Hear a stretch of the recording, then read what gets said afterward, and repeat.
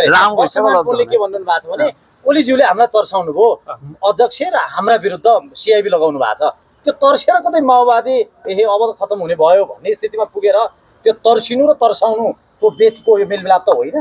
उहाँले कुन सदनमा भन्नुभयो मलाई थाहा छैन, तर ओलीजीले तर्साएर तर्सिने जात हो माओवादी, हिजो टाउकाको मूल्य तोक्दाखेरि तर्सिया जात हो र भने संहिता गणतन्त्र मुद्दा उठान गरेर 10 वर्षपछि विद्रोह गरेको जात, संसारका अत्याधुनिक हतियारसँग लडेको, प्रविधिसँग लडेको चाहिँ माओवादीलाई फेरि तपाईँले कोही पात्रले यी संहिता गणतन्त्र विरुद्धले तर्सिने जात होइन। त्यसकारण जनता र राष्ट्रप्रति उत्तरदायी छ माओवादी, सुशासन सौन्दर्य सामाजिक न्यायप्रति उत्तरदायी छ।